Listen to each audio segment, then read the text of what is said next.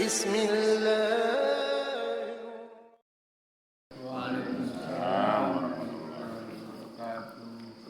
Alhamdulillahirabbil alamin. Nahmaduhu wa nasta'inuhu wa natubu ilaihi wa na'udzu billahi min shururi anfusina wa sayyiati a'malina may yahdihillahu fala mudilla lahu wa man yudlil fala hadiya lahu. Asyhadu an la ilaha illallah wahdahu la syarika lahu wa asyhadu anna Muhammadan abduhu wa rasuluh. Allahumma shalli wa sallim ala Muhammadin wa ala alihi wa sahbihi ajma'in. Rabbi shrah li sadri wa yassir li amri wahlul 'uqdatam min lisani yafqahu qawli.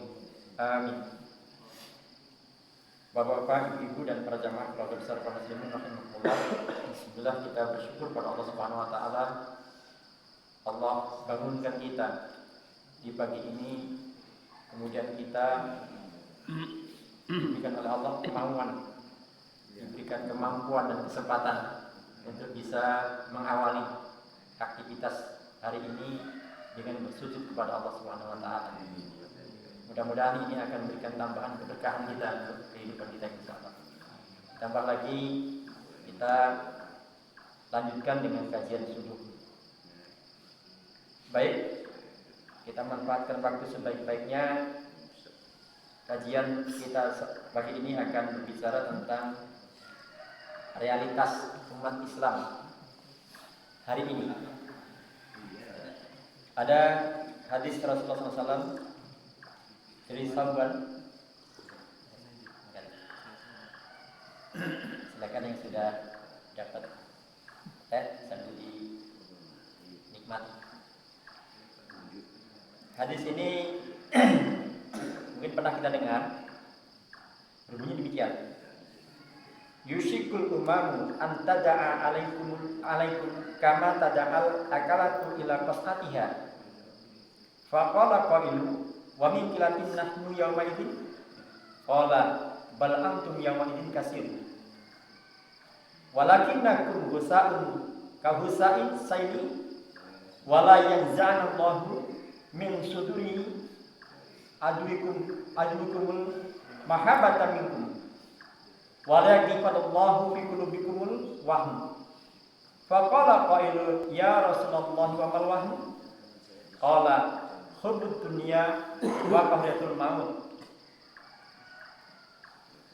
Rasulullah SAW bersabda, hampir-hampir saja bangsa-bangsa mengepung kalian seperti kelompok orang lapar yang siap melahap makanan.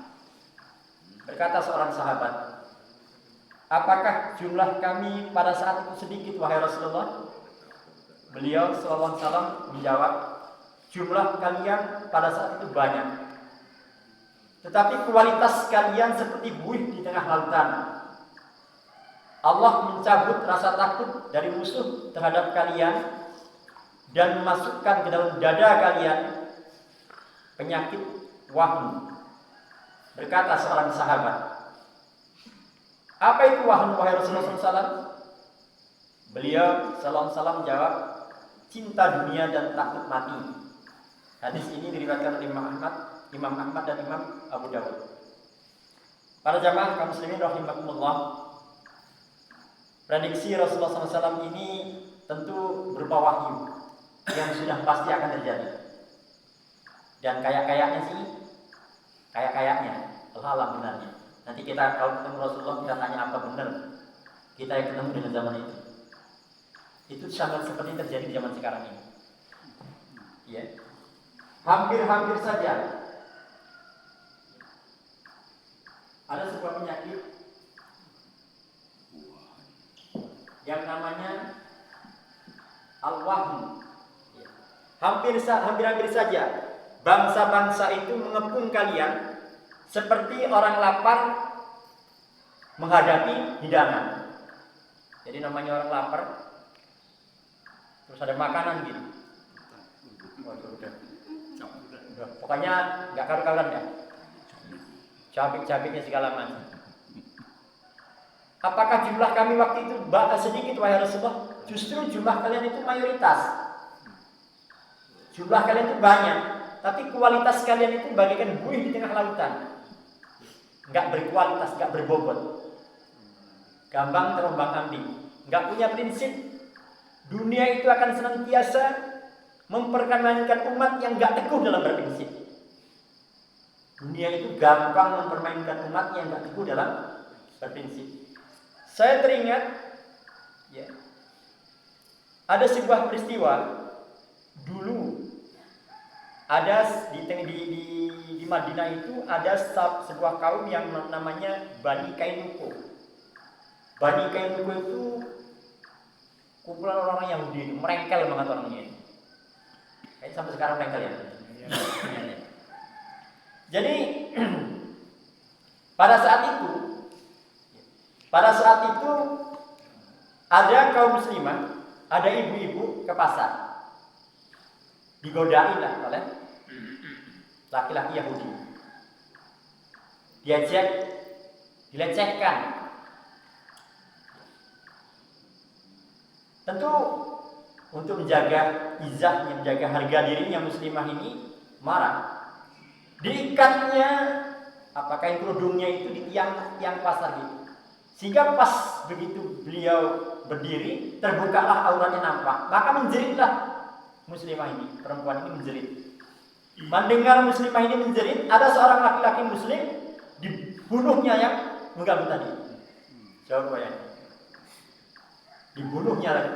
Nah, kemudian laki-laki muslim ini dikeroyok oleh orang Yahudi Bani Kainuko itu, diikat, dibunuh juga oleh Bani Kainuko itu. Berita ini terdengar oleh Rasulullah SAW. Dikepunglah Bani Kainuko itu, dikepung selama 15 hari. Allah susupkan kepada Bani Kainuko itu rasa takut yang begitu ketakutan. Akhirnya mereka menyerah. Kemudian Rasulullah SAW mengambil sebuah keputusan penggal satu persatu. Tapi masih ingat ada tokoh munafik yang namanya Abdullah bin Ubay bin Salul yang mencela-mencela, mencolok putra mencolok putri kalau bahasa kita, menampakkan keislamannya. Dia membujuk Rasulullah SAW, enggak, ampuni dia Rasulullah, enggak, kata Rasulullah SAW. Tapi dia memasukkan tangannya ke baju besi Rasulullah SAW. Kemudian terus, pokoknya saya enggak akan lepaskan tangan saya ini sebelum engkau memaafkan mereka, wahai Rasulullah. Akhirnya Rasulullah SAW memberikan kebenaran hati, tapi diusir mereka dari Madinah. Ditinggalkan semua kekayaan, harta bendanya menjadi ghanimah buat kaum muslimin. Itu pada saat itu kaum muslimin itu betul-betul ditakuti oleh musuh-musuh. Untuk membela seorang muslimah, kehormatan seorang muslimah dikepungnya satu kabilah itu. Sekarang ini, na'udzubillah, satu orang untuk menjaga izah harga diri satu orang kaum muslimin itu, satu orang perempuan dilecehkan, dikepungnya itu, dikirimnya pasukan begitu besar Rasulullah SAW. Betul-betul umat Islam waktu itu betul-betul ditakuti. Sekarang Allah susupkan ke dalam hati kalian ismat waham. Allah cabut rasa takut musuh dari diri kalian. Musuh udah gak takut lagi. Musuh udah gak takut. Padahal jumlahnya banyak. Musuh gak takut lagi. Sehingga orang mudah sekali dia melecehkan umat Islam ini. Jadi bulan-bulanan betul. Jumlahnya banyak tetapi gak ada izzah, gak ada harga diri, gak ditakuti. Kenapa demikian? Karena umat Islam itu banyak terkena penyakit. Apa itu wahai Rasulullah? Hubbud dunia wa kahratul maut. Cinta dunia, takut mati. Ini penyakit yang sangat berbahaya. Ketika orang sudah mencintai dunia, kecintaannya terhadap dunia itu melebihi dari cintanya terhadap agamanya. Di satu sisi takut mati, dia takut kehilangan dunia itu, gak mau kehilangan dunia itu. Ketika orang, saya baca di ada orang yang sulit dikasih nasihat itu tulisan itu, ya kayaknya bagus juga. Pertama siapa? Orang yang jatuh cinta katanya. Orang kalau udah jatuh cinta itu dinasihati payah katanya. Iya betul ya? Iya juga. Yang kedua orang gila. Orang gila dia mana? Biasanya kalau udah cinta itu gila dia. Lagu apa itu? Lagu itu tai kucing apa namanya itu dianggap coklat ya apa namanya?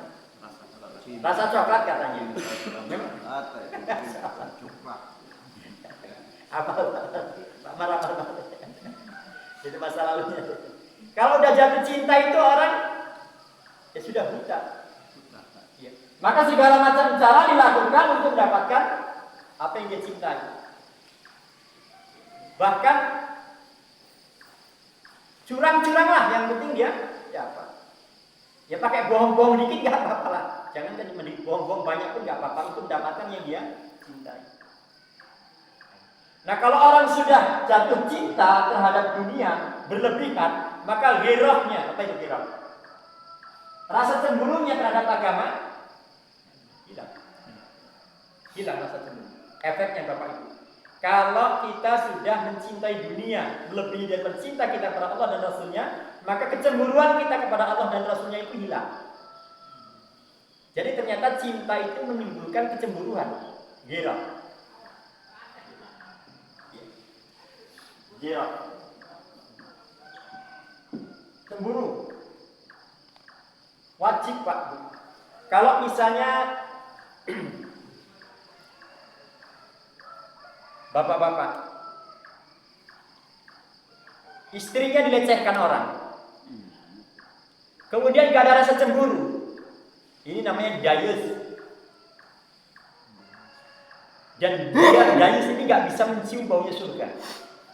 Jangankan mau masuk surga, mencium baunya surga aja gak bisa. Namanya dayus. Jadi orang yang enggak punya rasa cemburu. Dan kecemburuan paling besar itu terhadap agama, Pak.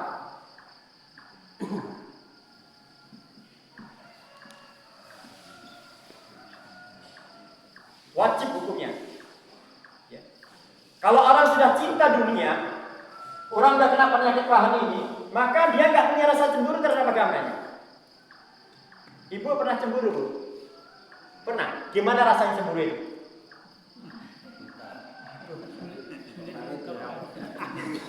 Saya kemarin ngisi kajian ibu-ibu, saya nanya, ibu pernah rasa punya cemburu? Gimana rasanya kalau lihat, oh pengen nyakar-nyakar gitu. Betul Bu ya? Oh pengen nyakar-nyakar. Itu harus begitu kita, ketika pasangan hidup kita, suami kita, istri kita diganggu orang, dilecehkan orang, kita pengen nyakar-nyakar tadi itu. Itu namanya ada rasa cemburu. Kalau nggak ada rasa cemburu, dayus nggak bisa masuk surga itu. Tapi rasa cemburu kita itu harus terhadap agama itu lebih besar dibandingkan dengan cemburu kita terhadap keluarga kita. Sekarang ibu kalau melihat anak ibu nggak sholat, pengen nyakar-nyakar nggak rasanya? Ya itu. Kalau nggak begitu, nggak pengen nyakar-nyakar tadi itu bahasanya. Kalau nggak ada kejengkelan ketika melihat anggota keluarga kita nggak taat pada Allah, itu dayus namanya.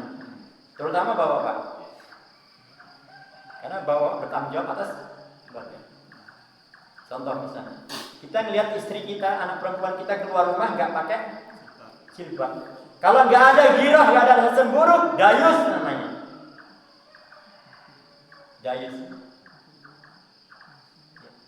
Kenapa sih rasa cemburu kita kepada agama ini harus lebih besar daripada yang lainnya? Ya, karena kehilangan agama itu lebih berbahaya daripada kehilangan istri. Betul itu? Apa ya? Iya benar. Kehilangan istri paling kita cuma kesepian di dunia ini. Bisa boleh meneh. Kehilangan agama, Allah bilang tadi. Siksanya abadi. Kehilangan harta, paling kita punya kesulitan di dunia ini. Maka kecemburuan kita terhadap agama itu jauh lebih besar dibandingkan dengan kecemburuan kita bahkan pada nyawa kita. Itu yang disebut halawatul iman. Seorang itu akan bisa merasakan manisnya iman ketika Allah dan Rasulnya lebih dicintai daripada selainnya. Loh, bahkan sampai nyawa kita ya, kecemburuan kita kepada agama kita jauh lebih besar daripada kecemburuan kita pada nyawa kita. Walaupun pada nyawa kita juga harus cemburu. Kenapa? Hilangnya agama dari diri kita itu lebih berbahaya daripada hilangnya nyawa kita dari diri kita. Kok bisa begitu? Ya, hilangnya ada nyawa dalam diri kita tanpa agama sangat berbahaya. Itulah orang-orang kafir di surat An-Naba di ujung ayat itu. Wa yaqulul kafiru ya laitani kuntu turaba. Orang-orang kafir nanti di sana di akhirat orang kafir itu mengatakan, "Oh, alangkah baiknya jika dulu aku jadi tanah saja," kata. Enggak jadi manusia. Itu. Jadi orang itu timbang kafir mendingan jadi tanah lah bahasanya. Enggak jadi manusia, mendingan enggak. Apa artinya hidup ini tanpa agama? Maka ghirah kita kepada agama itu harus jauh lebih besar dibandingkan dengan ghirah kita kepada selainnya. Walaupun ghirah kita kepada istri, pada anak dan semuanya itu wajib juga hukumnya. Tapi pada agama itu jauh lebih besar. Nah sekarang yang terjadi bagaimana? Ketika agama Islam dilecehkan. Udahlah, agama Islam ini kan rahmatul lil alamin. Berjalan begitu.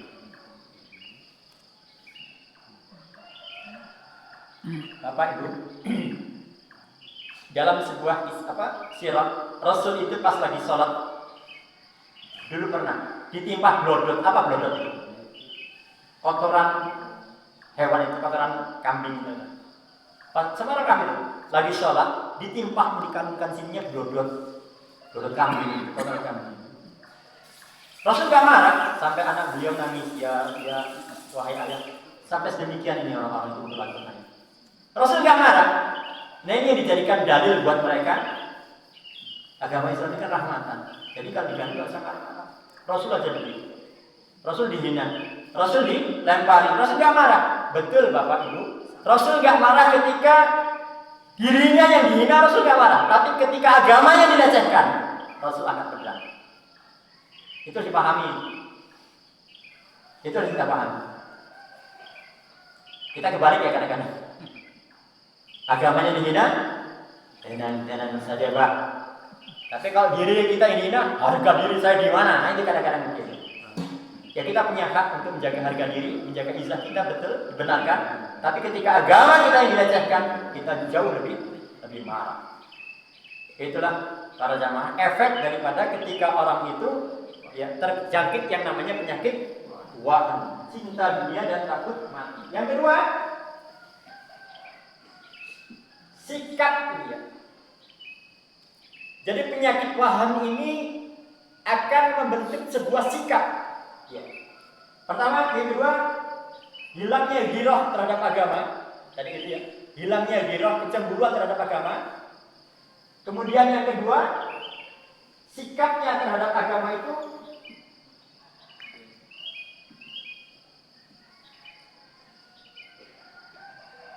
sekuler. Sekuler. Apa bahasa sekuler?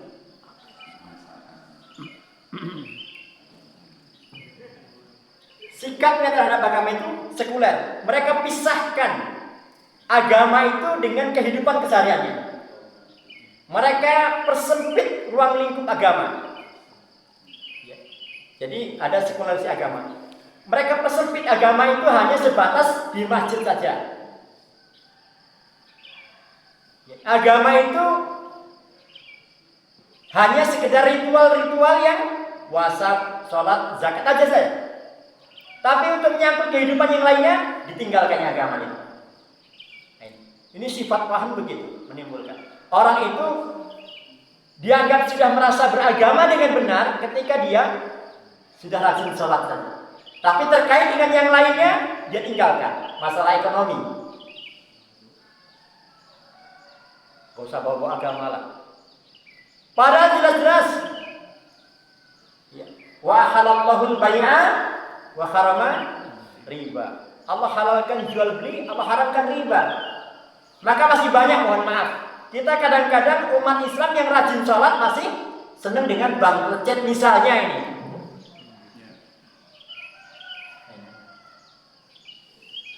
Dari segi pergaulan, sosial kemasyarakatan masih banyak ikhtilat.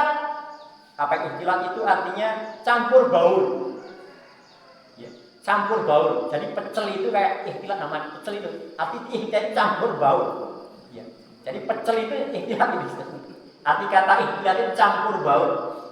Pergaulan umat Islam kadang-kadang masih kita lihat, terutama generasi muda. Yang tua juga ya kan? Ikhtilat, campur baur tanpa adanya batasan laki-laki dan perempuan. Gak ada batasan. Jadi dia bercandaan, bersentuhan dan sebagainya. Sudah hajat sholat, bisa jadi. Sudah pakai kerudung dan sebagainya. Dari sisi pakaian, dari sisi hiburan, masih suka dengan hal-hal yang dilarang dalam agama. Dia pisahkan agama dengan kehidupan sosial. Dari sisi politik, gak usah bawa agama lah. Jangan dicampur-campur. Ini sekularisme dalam agama. Kenapa? Wah, cinta dunia dan takut mati. Dan sebagainya. Yang berikutnya, kalau orang sudah terkena penyakit waham, ya, sikapnya terhadap Al-Quran, kitabnya.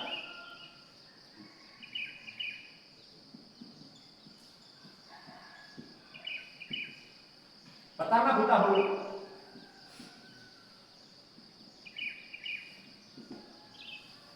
Buta huruf.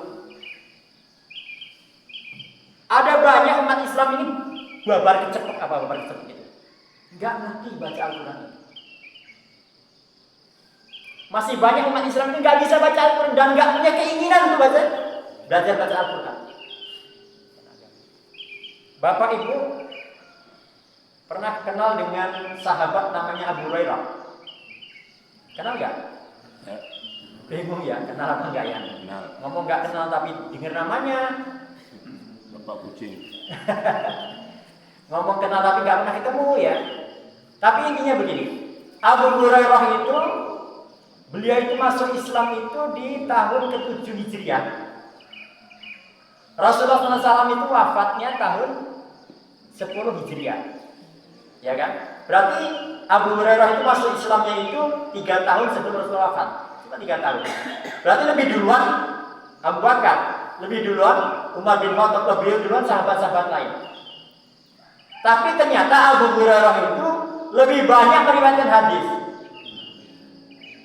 Abu Hurairah itu, ya, cuma 3 tahun dia lebih banyak meriwayatkan hadis dibandingkan dengan sahabat-sahabat yang lainnya. Kenapa begitu? Dia punya tekad. Saya itu belakangan masuk Islam, saya akan mengejar ketertinggalan saya.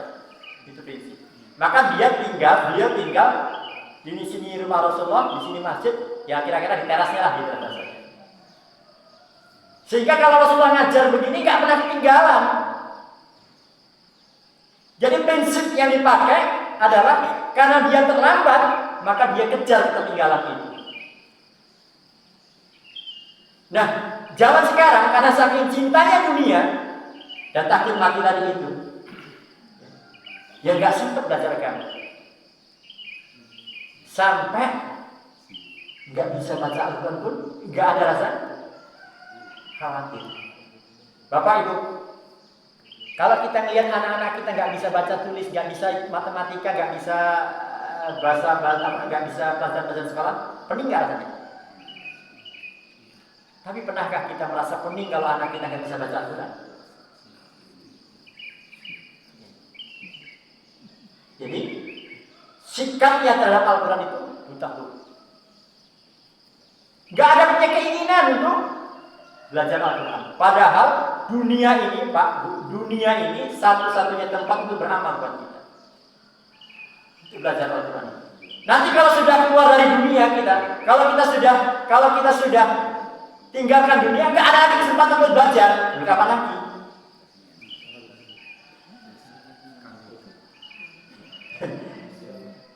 Kemudian usia kita, umur kita berapa?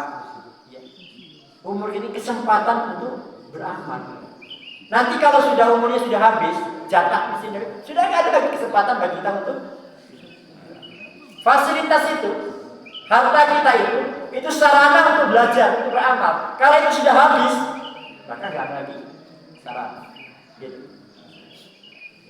Maka ya, sifat waham ini akan bisa meremehkan terhadap Al-Quran. Nggak peduli, dia buta huruf. Kemudian apa lagi? Juz'iyah, parsial dalam memahami apa Al-Quran. Parsial apa? Gak utuh. Pilih-pilih. Tidak utuh. Ya. Kalau terhadap ayat-ayat yang berkenaan dengan puasa, dengan sholat puasa, dia percaya. Tapi bab-bab yang lain nggak percaya. Bab ekonomi tadi nggak percaya. Percaya kalau riba itu haram. Dia percaya, tapi masih akbar itu menunjukkan nggak percaya. Bapak Ibu, nanti di akhirat itu ada orang itu berenang di kolam darah. Kolam darah. Dia berenang dari tengah mau mentas, mau keluar dari kolam itu. Kemudian dihantam oleh batu oleh seorang, dihantam, pecah kepalanya ke tengah lagi. Berenang lagi ke tepian, dihantam terus menendus dari kolam darah itu. Rasul bertanya, ini peristiwa ini terjadi pada setiap berita-berita tentang surga, tentang neraka itu berarti peristiwanya dilihat oleh Rasulullah pada saat Mi'raj ya. Valid ini berita ini pasti valid ini. Pokoknya kalau berita tentang surga neraka dari Rasulullah itu, karena Rasulullah sudah melihat sendiri ini. Siapa mereka itu wahai Jibril? Itu adalah pemakan riba. Pemakan riba itu siksanya itu. Ya. Dia berenang di kolam darah, mau keluar mau keluar dari kolam itu dihantam dengan batu kembali lagi. Dihantam dan kembali lagi. Dia parsial terhadap Al-Quran. Dia pilih-pilih. Untuk ayat-ayat yang berkenaan dengan sholat dia percaya. Untuk ayat-ayat berkenaan dengan masalah puasa dia percaya. Tapi untuk terkait dengan masalah yang lainnya, masalah pakaian, masalah politik tadi itu. Memang ada Al-Quran itu ayat politik ada. Ada yang pegang Al-Quran tuh, Pak. Coba dibantu saya.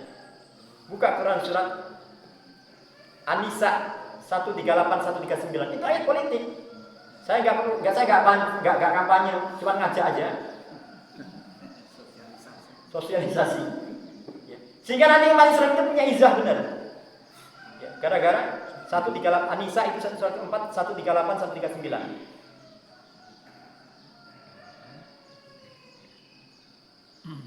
Boleh artinya saya nggak apa-apa. 38 Basiran munafiqina bi anna lahum azaban aliyah. Kabarkanlah kepada orang-orang munafik bahwa mereka akan mendapat siksa yang pedih. Siapa mereka, Pak? 139-nya. Alladzina yattakhizunal kafirina awliya min dunil mu'minin ayabtaghuna indahumul izzata fa innal izzata lillahi jami'a, yaitu orang-orang yang menjadikan orang-orang kafir sebagai pemimpin dengan meninggalkan orang-orang mukmin. Apakah mereka mencari kekuatan di sisi orang kafir itu? Tahuilah bahwa semua kekuatan itu milik Allah. Jadi kabarkan kepada orang-orang munafik. Siapa dia? Ciri-ciri munafik itu banyak. Dalam hadis ada, dalam Al-Quran banyak. Siapa dia orang munafik itu? Orang-orang yang menjadikan orang-orang kafir sebagai pemimpin dan dia meninggalkan orang beriman. Tapi dia sama-sama orang Islam. Ya, teman dekatnya siapa? Kata Rasulullah SAW, kalau kamu mau melihat agama seorang, lihat agama temannya. Yang ada di sekitar mereka itu siapa? Gitu. Kalau bahasanya, yang musuh sopo lah kira-kira gitu lah. Maka kadang-kadang timbul Bapak Ibu sekalian, ini nggak fair bagi saya, ini sangat jangan. Mendingan orang kafir tapi jujur ketimbang orang Islam korupsi. Kenapa nggak dibalik? Mendingan orang Islam yang jujur ketimbang orang kafir korupsi. Ya, cuman sepihak aja, mendingan orang kafir yang jujur ketimbang orang Islam yang korupsi. Seolah-olah kalau Islam itu terus pasti korupsi gitu. Kabarkan kepada orang-orang munafik bahwa mereka akan dapatkan azab yang pedih. Siapa mereka? Yaitu orang-orang yang menjadikan orang-orang kafir sebagai pemimpin dan dia meninggalkan orang-orang yang beriman. Ini ayat politik. Bapak Ibu pernah dengar istilah londo ireng? Nah, orang-orang zaman dulu Pak Saudari pasti ngerti londo ireng itu. Kenapa londo itu sampai 350 tahun menjajah Indonesia? Ya karena ada londo ireng.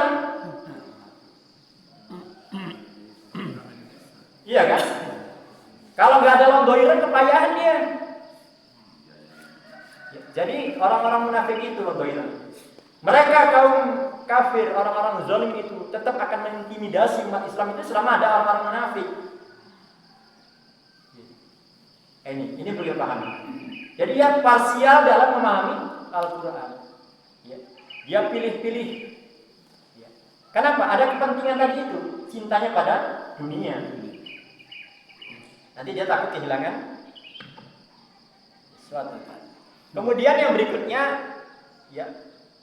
tidak memahami kedudukan Al-Quran. Kalau orang sudah hubung dunia, cinta dunia takut mati, ini nggak bisa memahami kedudukan Al-Quran. Salah dalam memahami.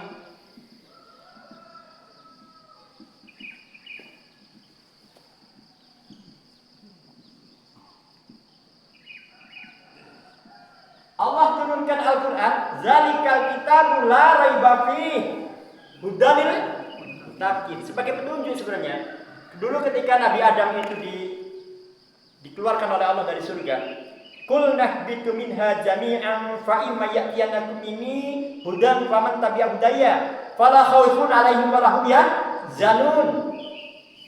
Turun kalian semua dari surga itu masuknya.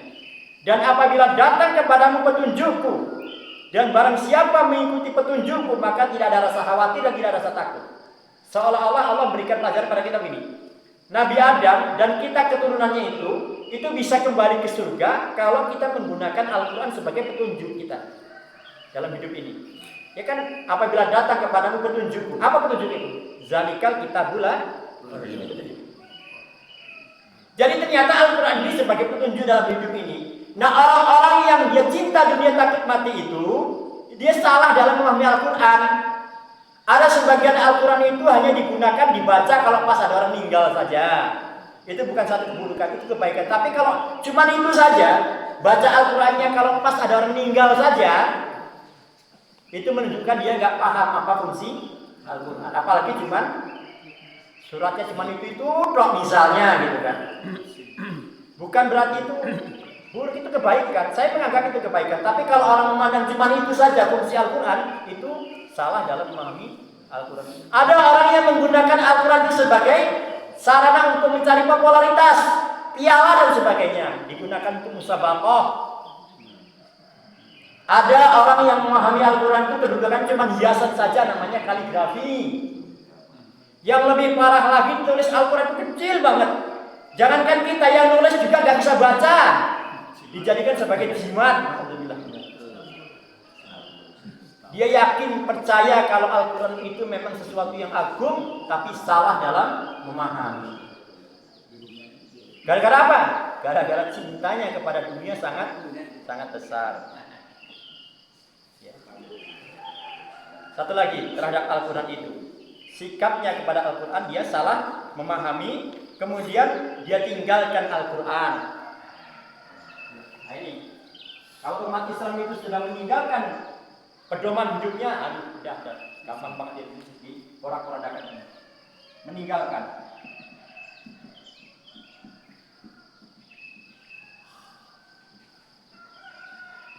Al-Furqan 30. Waqala ya Rabbi, waqala Rasulullah ya Rabbi inna qaumi takhadhu hadzal Qur'ana mahjura. Berkata Rasul, ya Rabb, ya Tuhanku, sesungguhnya kaumku telah menjadikan Al-Quran sesuatu yang diabaikan, mahjura terhadap Al-Quran, ditinggalkan Al-Quran. Bapak, Ibu, berapa kali sehari, berapa juz, berapa ayat, berapa lembar, berapa halaman baca Al-Quran? One day one juz, bagus. Minimal Al-Quran itu dibaca, dipahami, diamalkan. Jadi kita umat Islam ini, Al-Quran ini jadi wirid harian. Jadikan wirid harian.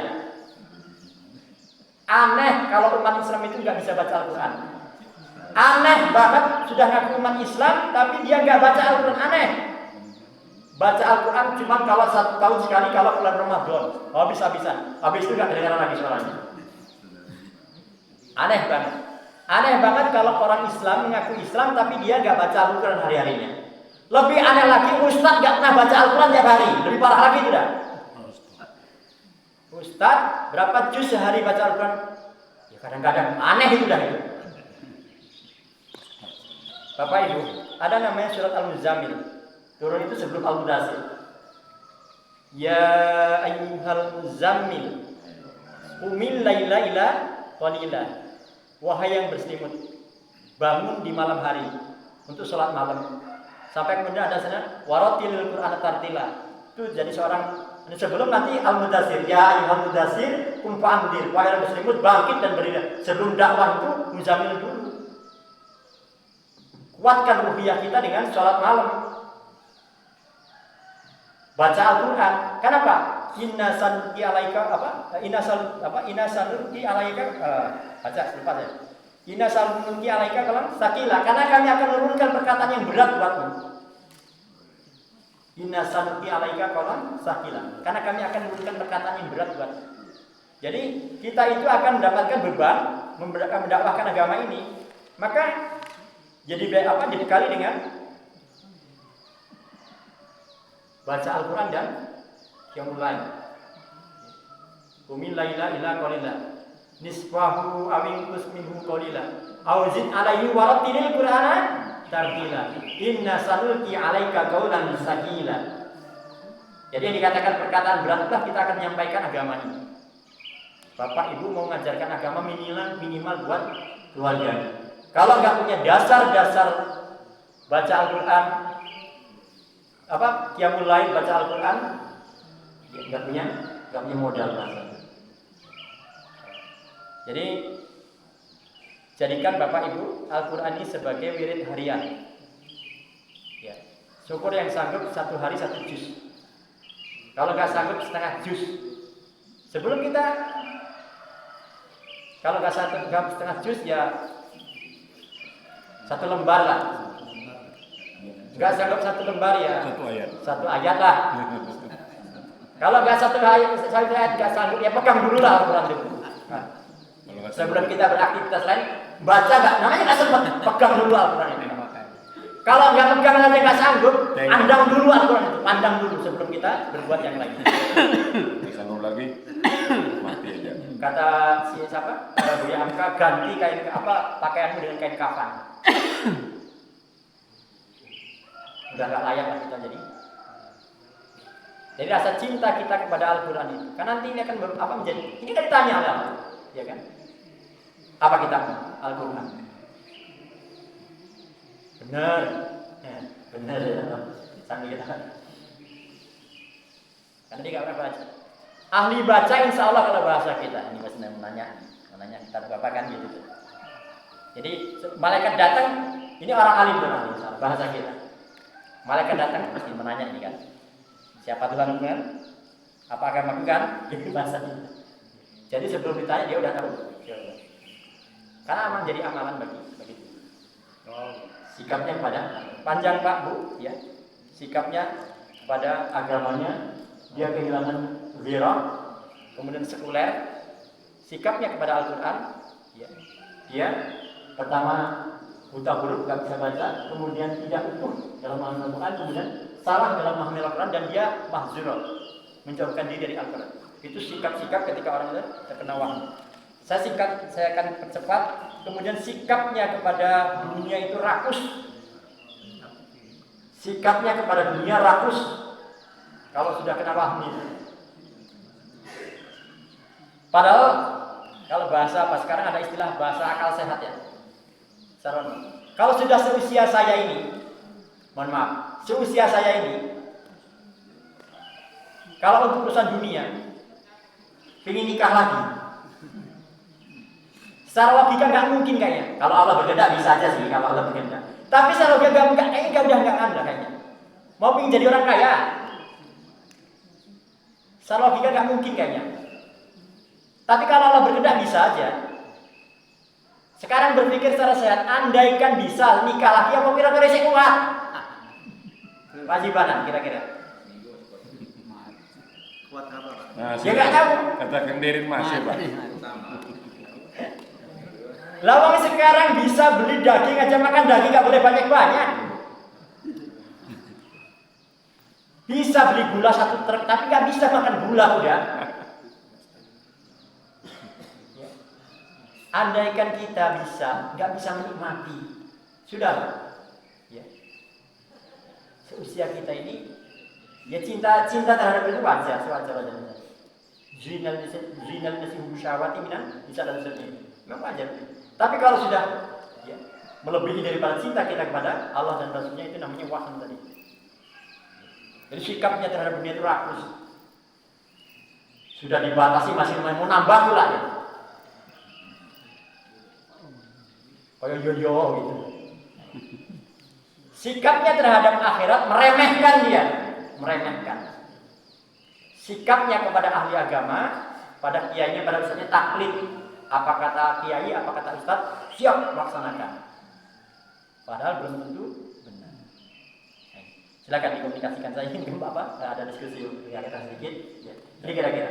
Jadi penyakit waham itu sangat berbahaya sekali. Apa itu waham? Cinta dunia dan takut mati. Berlebihan cintanya terhadap masalah dunia. Tolong silakan. Silakan. Jadi gini. Mulia dulu. Ya, silakan lagi. Jangan memborong ya gantian. Yang tua dulu. Jadi masalah wahan-wahan ini udah lama benar kita dengar. Tapi makin banyak wahan-wahan itu termasuk kita juga karena udah ini bagaimana? Kita mulai dari diri kita sendiri aja mungkin. Ya soalnya kan dari kita mendidik aja, mendidik kita membiarkan itu apa? Katakanlah rumah kita mau berangkat subuh, anak, cucung, apa namanya mungkin istri kita nggak kita gugah, nggak kita ajak, atau kita untuk supaya melaksanakan perintah Allah gitu. Nah kita sekarang ini malah mungkin bentuk sayangnya baru kasihan mereka baru tidur dan lain sebagainya. Nah ini padahal itu sebenarnya menjerumuskan kita sendiri, bahkan sebenarnya itu tidak cinta kepada keluarga kita. Yang terjadi mungkin rata-rata gitu kita ini. Ya. Nah kita kadang-kadang sudah dewasa kuat sekalipun kita membiarkan aja itu, tidak peduli dengan agama. Itu yang pertama. Yang kedua, kita nyata sekarang ini wahan itu Ustaz, kita ini jumlahnya banyak tetapi tidak bermutu. Jadi kita sekarang ini sudah sudah parah betul gitu. Ya sudah mungkin ya dayusnya itu udah kebanyakan. Ya, sehingga nggak merasa lagi dia papakan itu udah nggak ada lagi, udah kebal dengan orang lain itu. Karena nggak bermutu tadi itu. Indonesia 90% agama Islam. Tapi nggak tahu yang sholat itu berapa Bapak? Berapa persen mereka yang sholat itu? Jadi sebenarnya itulah nggak bermutunya mungkin di situ. Kalau orang nggak sholat mungkin nggak merasa agamanya dihina, nggak ada rasanya. Ya hanya puasa aja tapi nggak sholat. Nah ini. Kemudian tidak cinta Al-Quran tadi, nggak pernah baca Al-Quran, bacanya aja nggak bisa, apalagi mau memahami gitu. Nah ini. Jadi mungkin di situ kelemahan kita ini. Ya udah ketemu kita ini, nah, bagaimana kapan kita ini bangkit gitu kan kalaunya untuk memperbaiki diri. Nggak usah nyalahin orang, ya kita sendiri kayak gitu. Orang-orang itu memang namanya mereka akan berusaha untuk mencabik-cabik kita, ya seperti orang kelaparan tadi itu. Ya kita tenang-tenang aja, sudah dicabik-cabik orang juga nggak ini ya. Ya. Nggak ada reaksi gitu. Gitu. Jadi yang pertama tadi perlu kita perhatikan Bapak Ibu sekalian. Kadang-kadang rasa cinta kita kepada anak-anak kita itu salah dalam actionnya, dalam aksinya. Ya. Saya akan gambarkan begini. Tadi yang ceritakan Pak Haji tadi. Ketika kita melihat anak kita terkena penyakit koreng sedikit, kemudian kita kita kamu mau kasih salep obat itu, kita takut dia nangis. Saking sayangnya dia, kita kasih salep itu, kan pedih kan? Kita takut dia nangis, kita nggak tahan dia nangis. Tapi lama-lama orangnya itu membesar jadi kanker, baru baliknya bapaknya dan ibunya yang nangis. Paham dengan istilah ini?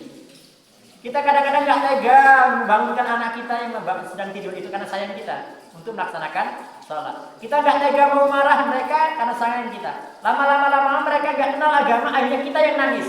Jadi hilangnya agama dari seorang itu lebih berbahaya daripada yang lain. Kalau orang sudah nggak kenal agama, anak sudah nggak kenal agama, dia nggak akan kenal orang tuanya dengan benar. Begitu. Akhirnya apa? Yang nangis gantian orang tuanya. Tadinya takut anaknya nangis, akhirnya yang terjadi adalah yang nangis kedua orang tuanya. Kenapa? Sudah terlambat, sudah jadi kanker orangnya tadi. Ibaratnya begitu. Maka Bapak Ibu sekalian, ya tetap harus ada ghirah, ada rasa kejengkelan kita ketika melihat anggota keluarga kita nggak kenal agama. Ya dengan berbagai macam cara kita berupaya supaya mereka itu kenal agama. Kenapa? Lepasnya agama itu lebih berbahaya daripada lain. Gitu. Yang pertama Pak. Kemudian yang terkait dengan masalah yang kedua tadi itu ibda dengan segala mulai dari diri kita. Kita sadari, kita yakin dengan janji Allah. Wallazi arsala rasulahu bil huda wa dinil haq. Lidnuradi kulli walau karihal musyrikun. Dialah Allah yang mengutus Rasulnya dengan petunjuk kebenaran Islam ini, yang akan memenangkan Islam itu di atas agama-agama yang lain. Yakini Bapak Ibu sekalian, gerbong dakwah ini sedang meluncur menuju kepada kemenangan. Cepat atau lambat, gerbong dakwah ini akan menuju pada kemenangan. Pastikan itu janji Allah. Kita tunggu saja. Gerbong dakwah ini, gerbong Islam ini akan meluncur menuju pada kemenangan. Dengan atau tanpa kita. Dengan atau tanpa kita. Kalau kita nggak ikut, bukan Islam yang rugi, kita yang rugi. Islam tetap akan menuju kemenangan. Dengan atau tanpa kita. Ketika kita terlibat di dalamnya, sekecil apapun yang kita bisa untuk berjuangkan agama ini, maka kita bagian daripada orang-orang yang berjuangkan kemenangan itu. Apakah kita ketemu dengan zaman kemenangan itu atau enggak peduli bagi kita. Yang penting kita bagian daripada orang-orang yang berjuangkan kemenangan Islam. Itu saja. Gak usah pedulikan masalah segala macam. Yang penting saya harus menjadi bagian daripada orang-orang yang berjuangkan agama. Kalau seandainya kita akan dipertemukan dengan zaman kemenangan itu, bonus dari Allah di dunia ini. Andaikan kita tidak dipertemukan, kita sudah mati sebelum Islam itu menang, tapi kita bagian daripada orang-orang yang memperjuangkan agama. Ibda, sekecil apapun yang bisa kita lakukan untuk perjuangan agama. Begitu. Hidup itu begitu sama. Silakan Mas Eko. Sekarang ini kan zamannya zaman pay letter ya Pak ya. Apa itu? Itu sekarang gini Pak, masalah riba tadi. Sekarang zaman pay letter nih Pak. Sekarang kita belanja sekarang bayar nanti. Itu termasuk riba atau tidak? Belanja sekarang bayar nanti karena tiap bayar pasti ada lebih dari jumlah nilai yang kita beli. Terus yang kedua masalah sama aja masalah riba Pak. Ya. Pergadaian Pak, pergadaian. Saya menggadaikan kendaraan saya ke Pak Farid. Tapi kan ada perjanjian saya ngambil kendaraan itu dengan nilai lebih gitu. Ya. Itu termasuk riba atau tidak Pak? Baik. Bayar sekarang beli sekarang bayar nanti. Ya, beli kan Mas Eko ya. Beli sekarang, ambil sekarang, bayar sekarang, bayar nanti. Bayar nanti. Gak apa-apa, itu kan hutang namanya. Persoalannya ketika ada tambahan-tambahannya itu. Antum kalau mau dapat untung ya jual beli, jangan riba. Wa halallahu bai'a. Allah halalkan jual beli. Kalau memang kita mau ngambil keuntungan gak usah. Dengan ya jual beli, kita jadi penjual, kita jual beli dagang kalau mau dapat keuntungan. Jangan kita mengambil keuntungan dengan bermain uang. Gitu, dengan cara riba tadi. Jadi kalau misalnya sistem tadi itu ngambil barang sekarang dengan persetujuan tentu ya, kemudian bayarnya nanti, ya itu ya namanya utang kan? Iya, enggak, tapi bayarnya itu pasti ada lebihnya. Nah ya itu lebihnya itu namanya ribanya itu, begitu. Ya, jadi kelebihannya itu namanya riba. Dia mengambil keuntungan daripada hutangnya tadi itu. Ya. Jadi akan terjadi zaman di mana orang mengganti homer dengan nama lain. Ya. Pakai istilah-istilah yang lain lah, nggak bisa berani. Jadi kalau mau ya nanti ribanya sekian orang nggak mau. yang indah-indah, bunga itu kan indah. Sama dengan orang akan mengganti khamr dengan nama lain, jamu, obat kuat kan, ya tetap saja itu adalah khamr. Begitu. Yang kedua apa tadi? Masalah kayak pergadaian. Gadis sendiri boleh nggak apa-apa, Pak? Ini saya punya barang ini, Pak Haji. Saya butuh duit. Ini saya pinjam duitnya, nanti saya akan kembalikan. Ini barangnya, saya akan ambil, saya pinjam duit. Dengan apa adanya. Makanya Bapak Ibu kalau mengutangkan uang atau mengutangkan sesuatu itu, niatkan kita untuk menolong orang. Dalam Islam itu begitu. Bukan mengutangkan cari keuntungan. Itulah zaman anehnya sekarang ini, ya. Kalau zaman dulu nyari utang itu payahnya bukan main. Sekarang malah orang nawar-nawarin mengutang sama saya. Ada namanya penjol. Apa penjol apa? Apa namanya? Pinjol. Pinjaman online. Aneh orang. Yang benar ya penjol. Aneh. Ya Pak Jan. Jadi orang mau ngutang malah orang mau dulunya ngutang itu payahnya, buat sekarang mau ngutang gampang banget. Syarat-syaratnya. Jadi sekarang ini banyak juga ya yang harga tunai dibayar setahun 2 tahun. Jadi kita nggak bayar apa tadi. nggak ada bunganya segala macam. Ya nggak apa-apa, malah bagus itu kalau. Sekarang itu banyak cuma orang-orang ini masih banyak yang nggak tahu Ya. informasi. Butuh sosialisasi. Tapi memang itu nggak kayak yang pinjaman biasa. Ya. Banyak Pak itu ya. Ya.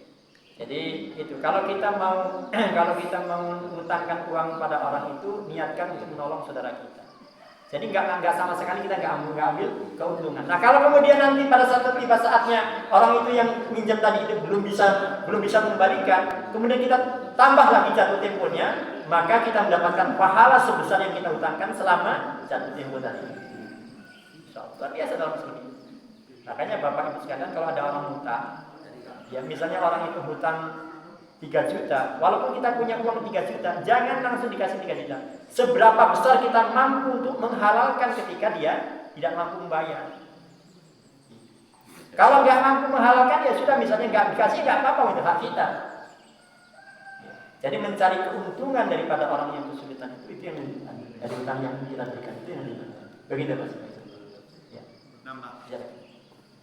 Kalau yang renten meminjamkan, oke lah. Nah, yang meminjam itu kan dosanya apa sama apa pimpinan. Iya. Yang mengasih tahu adalah kamu kalau mau pinjam ini ke sana aja. Nah, yang kedua tadi saya survei, terutama di anak sekolah kita.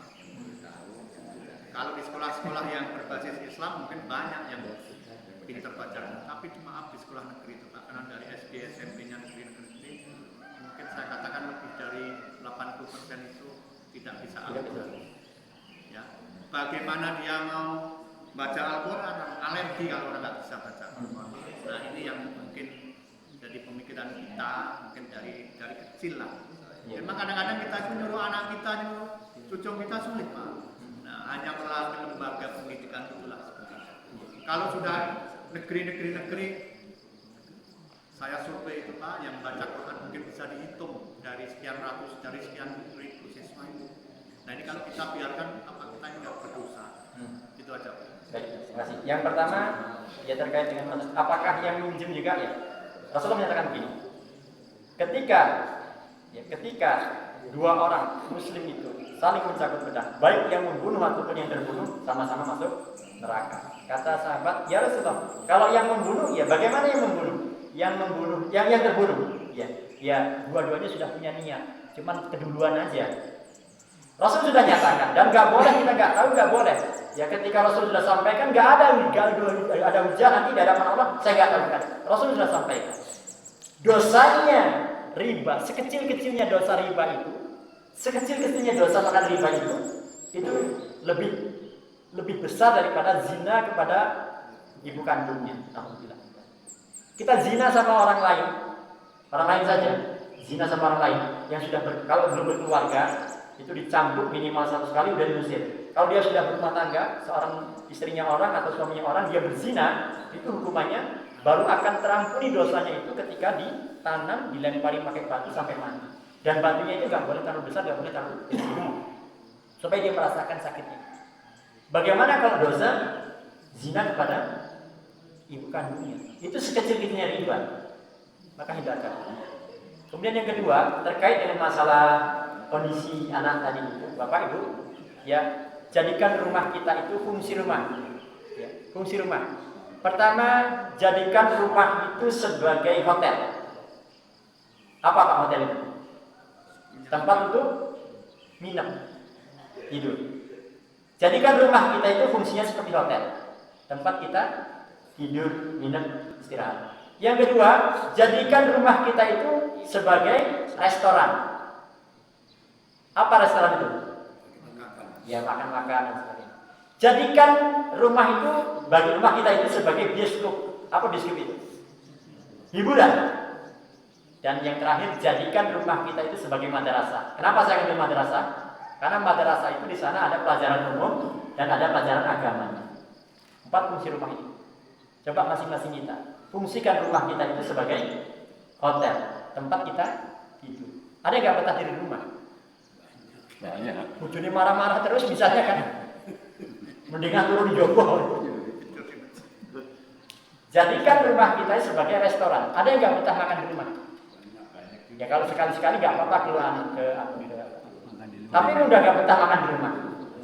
Ibu bikin rumah tangganya itu betah di rumah, tidur nyaman di rumah. Kenapa? Ya karena nyaman.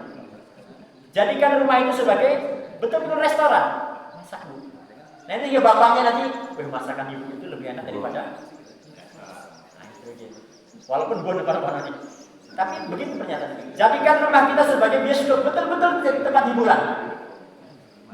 Ada orang tinggal satu atap, satu alamat, hatinya nggak pernah ketemu, naudzubillah min dzalik.